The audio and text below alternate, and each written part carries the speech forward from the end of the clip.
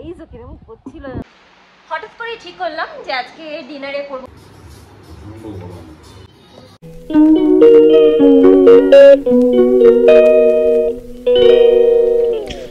সকাল সকালে একটা ব্লান্ডার, সেটা হচ্ছে ফোনটা আধ ঘন্টার উপরে চার্জ দিয়ে রেখেছি, বাট সুইচই দিইনি, যেটা সবার সাথে হয়। যাই হোক, welcome back to my channel and very good morning guys. আজকে মর্নিংটা সত্যি ভীষণ ভীষণ ভালো, ফ্যানও চালাতে হচ্ছে না।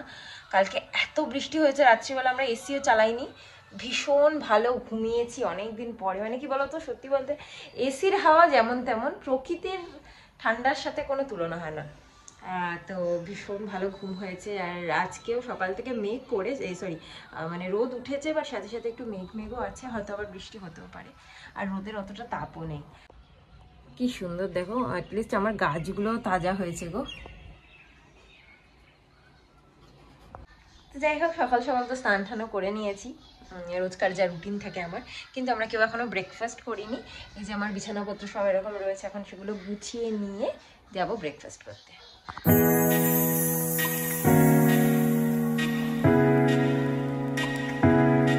বাস তো ডান। এদিকে ছেলের জল গরম হয়ে গেছে ব্রেকফাস্টে। এদিকে টমেটো আর কাঁচা লঙ্কা একটু সেদ্ধ করেছি পাবদা মাছের জন্য। উচ্ছে কুমড়ো সৌরভ কেটে রেখেছে। বাট প্রথমে আগে আমরা ব্রেকফাস্ট করব। সেম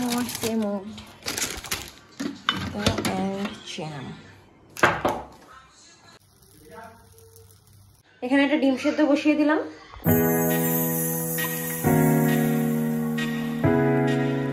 ডিম সেদ্ধ খাবে না, তাই ওকে কয়েকটা খেজুর দিয়ে দিই, তাও নানাই করে। যাই হোক, কলাগুলো তো মনে হচ্ছে শক্তই থাকবে।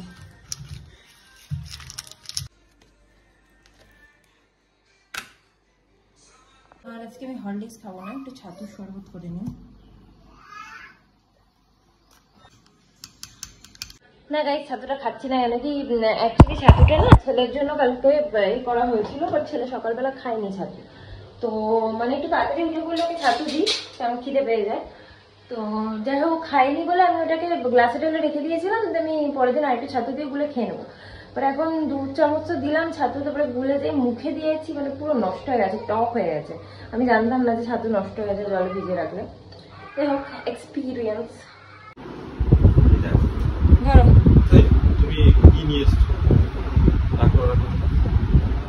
এই যে নাও, এনো বাবা, ধরো তোমার বাবার খাবার ধরো। গাইস, এটা কি বলতো, এই কালারের জাস্ট জল। আমার আম্মা শিখিয়েছিল আর কি, বেসিক্যালি যে মাসির এরকম ধুয়ে গেল, তারপরে এরকম খুব গরম তাওয়াতে এরকম জল দিবি, দেখবি পুরো তেল ফেলগুলো উঠবে। আর আমি এনে 3 বার করলাম গাইস, তারপরেও এত উঠছে।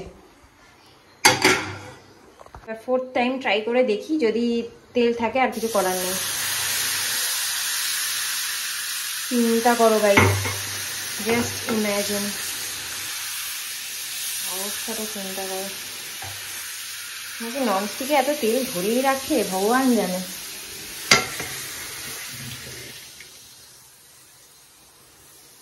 তো যাই হোক, এখন আর কি করবো, বসিয়েই দিই।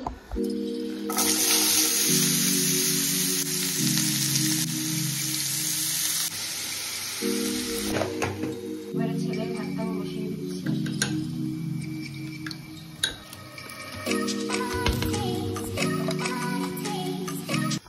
সো গাইস, উচ্ছে কুমড়া তো রেডি হয়ে গেল, বাট এখনো আমার ব্রেকফাস্ট পড়ে আছে। এবার আমি একটু শান্তি করে ব্রেকফাস্ট খাই, কেন কি ছেলের খাবারও রেডি হয়ে গেছে, ভাতও রেডি হয়ে গেছে, উচ্ছে কুমড়ো হয়ে গেছে, শুধু মাছটা করবো। গাইস, এই যে আমার গুলু সোনা, এটা গুলু সোনা কি বলছে, ওঠো। এটা কে? মাম্মার সাথে কে? এটা মাম্মার সাথে কে? হাই করে দাও, সবাইকে বলো ভালো আছো, তোমরা ভালো আছো? জিজ্ঞেস করো তো ভালো আছো কিনা। আমি ভালো আছি, তোমরা ভালো আছো? এটা খুলে গেছিল তো, হ্যাঁ, ছেলে ছিঁড়ে দিয়েছে, এটাকে পুরো ছিঁড়ে খুলে দিয়েছে, আর তো পুরো খুলে চলে যাবে। ঠিকই আছে। এই বাবা, মামা বাড়ির জিনিস ছিঁড়ে দিয়েছো সোনা? মামা বাড়ি জিনিস ছিটতে হয়। ঠিক আছে, এখন ওকে একটুখানি ঘুম পাড়িয়ে নিই, তারপর পরে ব্লগটা কন্টিনিউ করছি। তো চলে আসছি গাইস, আবার রান্না করছে।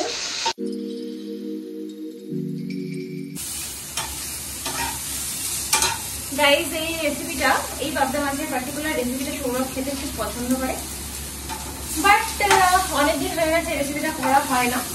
প্রথমে একটু কালো জিরে দিয়ে দিলাম, আর কালো জিরাটা একটু ভাজা হতে হতে বলে নিই, এখানে মাছটাও আমি ভেজে রেখেছি নুন হলুদ দিয়ে, আর এখানে বেগুনটাকেও নুন হলুদ দিয়ে ভেজে রেখেছি।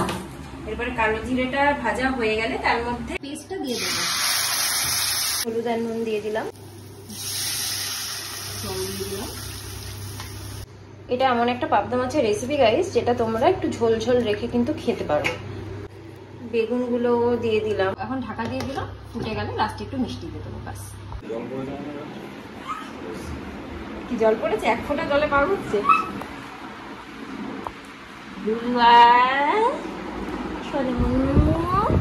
কি করো সোনামনু? এই যে রেডি আমার পাবদা মাছের ঝোল। আমার লক্ষ্মী সোনা চান টান হয়ে গেছে।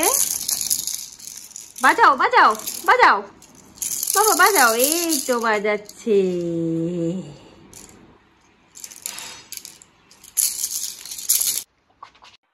ছেলে আর বাবা দুজনে খাচ্ছে এখন। খাওয়া দাওয়া করে চলে এসেছি, এখন আমরা একটুখানি রেস্ট নেবো, আমার বাবাকে একটু ঘুম পাড়াবো। ছুঁড়ে ফেলে দিচ্ছে, দেখেছো? স্টাইলটা খালি দেখবে ছুঁড়ে ফেলে দেওয়ার।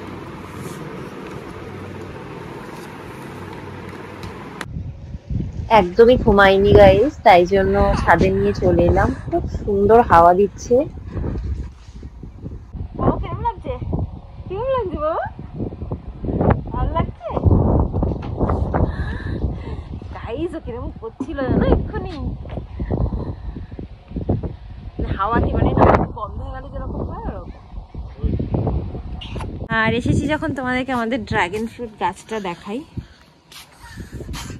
এই দেখো,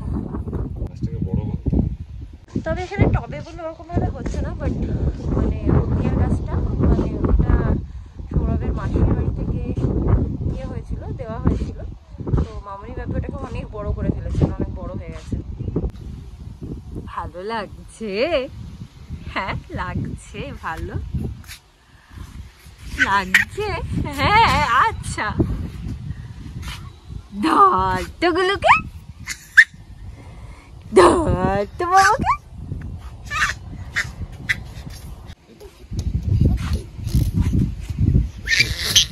তোমাকে দেখলে এখনো ওদিকে কি এটা তিত তিত না কি তিত তিত ছিঁড়েছে। হঠাৎ করে ঠিক করলাম যে আজকে ডিনারে করব বিরিয়ানি। বিরিয়ানি সৌরভ বানাতে পারে, বাট আমি কোনোদিন বানাইনি গাইস। এমনকি সৌরভ যখন বানাতো আমার বিরিয়ানি মানে ভাবলেই মনে হয় এত বড় রেসিপি আমি বানাতে পারবো না, সো আমি ধারে কাছেও যেতাম না, মানে কোনোদিন সৌরভকে হেল্পও করিনি। তো আজকে আমি ভাবলাম, আমার ইচ্ছা হলো হঠাৎ করে যে একটু বিরিয়ানি বানাই, এবং মানে প্রথমবার যেহেতু বানাবো, মানে কি বলবো, ঘরে এরকম বড় বড় চিকেন তো নেই, কিন্তু যেরকম চিকেনের নর্মাল পিস হয় সেই রয়েছে, এবং আমাদের যে নর্মাল চালটা আমরা খাই সেটা মানে লং রেন রাইসই নর্মালি। তো সেই জন্য ভাবলাম যে ঘরের চাল আর ইয়ে দিয়ে বিরিয়ানিটা বানাবো, বাট তার জন্য যে দই দুধ বিরিয়ানি মশলা এগুলো লাগবে সেগুলো নেই ঘরে। তো সেগুলো আনার জন্য এখন আমরা বেরোচ্ছি, একটুখানি পট করে গিয়ে কিনে নিয়ে চলে আসি। আর যে রেসিপিটা আমি দেখেছি সেটা হচ্ছে অ্যাকচুয়ালি শান্তনুদার রান্নাঘর, শান্তনুর রান্নাঘর থেকে, আর দেখিয়েছিল দাদা বৌদির স্পেশাল বিরিয়ানি। কলকাতা সবাই তো তোমরা জানোই, মানে ব্যারাকপুরে দাদা বৌদির বিরিয়ানি একদম ফেমাস। তো সেই রেসিপিটাই আমি ট্রাই করব, একটু পরে এসে ট্রাই করছি। আগে যাই, গিয়ে কিনে আনি। ও হ্যাঁ, যাওয়ার পথে আগে একটু মাংসটা বের করে দিয়ে চলে যাই। পেয়ে গেছি চিকেন ফাইনালি, চিকেনটাকে বের করে দিই। এবার সন্ধে টন্ধেও কিচ্ছু দেওয়া হয়নি গাইস, এসে সন্ধেও দেওয়া হবে, সেটাকে আপেলও খাওয়ানো হবে। তো এবার যাই।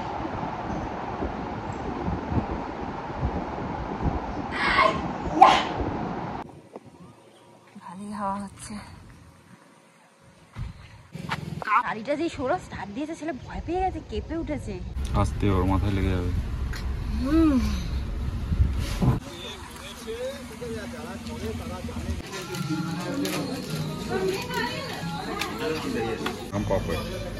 গাইজ আমরা এখানে আম সত্য পেলাম, আমরা এখন আলু বোকরা খুঁজছি। দেখো লেখা রয়েছে আম সত্য স্টেশন বাংলায়। দেখো এটা আম সত্য, এটা সেই ইয়ে মনে হয়। এটা কি? এটা না না না, এটা গুড় মতো।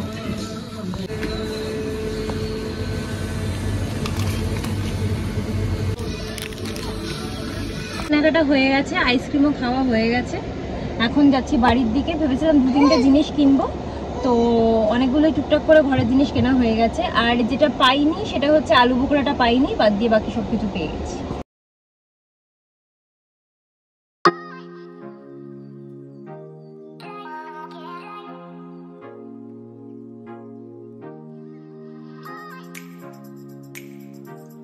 এখন জলটা ফুটতে বসিয়ে দিয়েছি ভাতের জন্য, আর নিয়ে নিয়েছি গোলমরিচ, লবঙ্গ, এলাচ, দারচিনি, তেজপাতা আর স্বাদ মতো নুন।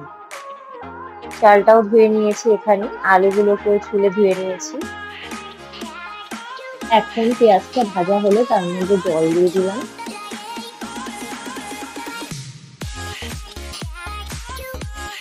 এখন দিয়ে দিলাম নুন, শুকনো লঙ্কার গুঁড়ো, কাশ্মীরি শুকনো লঙ্কার গুঁড়ো আর হলুদ।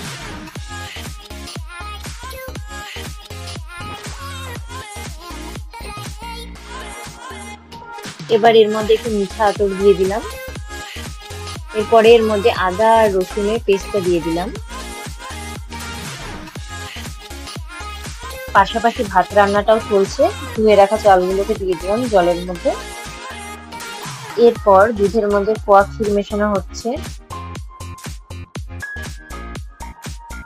এবার একটা বাটিতে জল নিয়ে তার মধ্যে মিঠা আতর, গোলাপ জল আর কেওড়ার জল মিশিয়ে নিলাম, আর ওই জলের মধ্যে একটু কেশরও ফেলে দিলাম।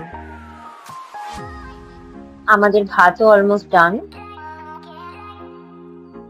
এদিকে রান্না করতে করতে আমার অবস্থাটা দেখতেই পাচ্ছ গাইস। তো সৌরভ আমাকে বলতে, তুমি আমার বলতে পারতে আগে থেকে, তাহলে আমি বাসমতি রাইসই কিনে আনতাম, মানে জিরার কাঠি রাইস না কি যেন বলে। তো যাই হোক, আমরা আজকে প্রথমদিন করছি, ট্রাই করে দেখি। ভালো যদি হয় আর যদি কনফিডেন্স পেয়ে যাই তাহলে তো মাঝে মাঝে করতেই পারবো।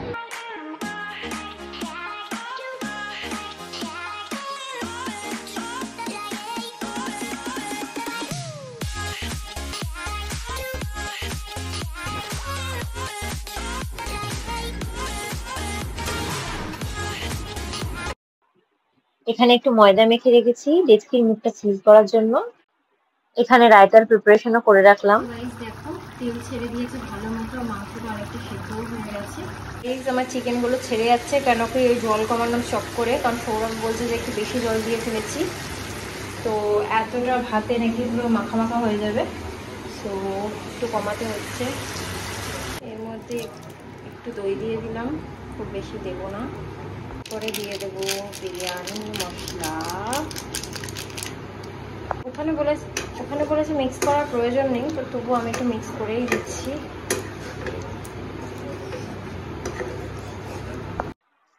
এখন ডেচকির থেকে ভাতটা অন্য একটা পাত্রে ট্রান্সফার করে দিলাম, কারণ বড় জিনিস আমাদের নেই বিরিয়ানি করার। তো ডেচকির মধ্যেই আমরা চিকেনটা দিয়ে দিলাম, দিয়ে তার উপরে এক লেয়ার ভাতের দিয়ে দেবো। ভাতের লেয়ারটা দেওয়ার পরে একটু ভালো করে ছড়িয়ে দিতে হবে যাতে চিকেনটা ঢাকা হয়ে যায়। এরপরে এই ভাতের মধ্যে দুধ আর খোয়া ক্ষীরের মিশ্রণটা ঢেলে দিতে হবে, আর তারপরে ভাতের আরেকটা লেয়ার দিয়ে দিতে হবে।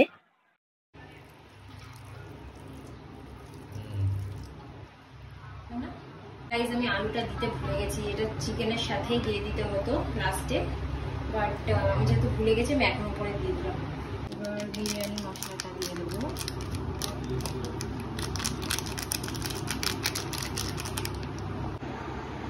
এবার ডেচকির মুখটা সিল করে দিলাম। তো বলেছে যে এই অবস্থাতে, মানে এটা আমরা দিয়েছি কারণ কি পুরোটা হয়নি, আটাটা আমাদের শেষ। হাই ফ্লেমে রাখতে বলেছে 15 মিনিট, তারপরে মনে হয় লো ফ্লেমে 10 মিনিট, তারপরে বন্ধ করে আবার 10 মিনিট। তো সৌরভ বলছে যা অবস্থা এমনিতেই হয়ে গেছে, মাংস ছেড়ে গেছে, আর এ করতে হবে না, একটু লো ফ্লেমের মধ্যে দিয়ে ওটাকে 10 মিনিট রেখে দিতে ব্যাস, তাহলেই হবে। Guys I am so tense যে কি হবে, খেতে পাবো কিনা রাত্রিবেলা। আচ্ছা আমরা এবার একটুখানি 10-15 মিনিট হয়ে গেছে, এবার আমরা গ্যাসটা বন্ধ করে একটু দম দিয়ে নিচ্ছি, ততক্ষণ ছেলেকে একটু খাইয়ে নেব।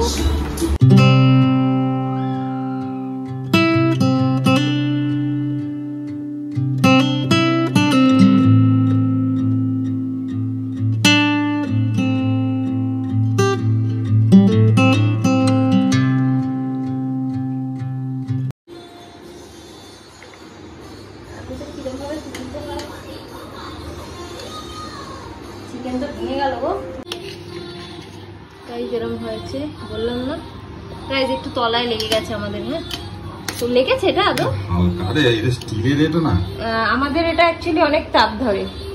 তো guys this is our biryani.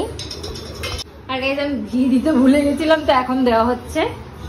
আমার বিরিয়ানি সেভ গো। বিরিয়ানি মশলাটা নাকি ওপরে দিতে হয়। আরে এরকমই দেখালো তো, তাহলে যে দেখিয়েছে সেই বাজে দেখিয়েছে। তো যাই হোক, আমি যেহেতু ছেলেকে খাওয়াচ্ছি, ওকে বললাম তুমি খেয়ে নাও। এই যে আমার বরের ফেমাস রায়তা। ঠিক আছে, প্রথমবার করেছে তো তার জন্য আমি স্যাটিসফাই। গাইস বিরিয়ানি ওয়েন্ট রং, কি আর বলবো, আমার মনটা খারাপ হয়ে গেল এখন।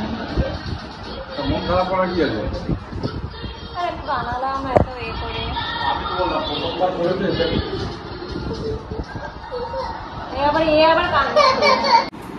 ফাইনালি আমি খেতে বসেছি। ব্যাপারটা কি হয়েছে বলতো, একটু বেশি মানে গলে গলে গেছে। ওই রাইসে বা ওইতে হলো আমি যেরকম হতে জানি না,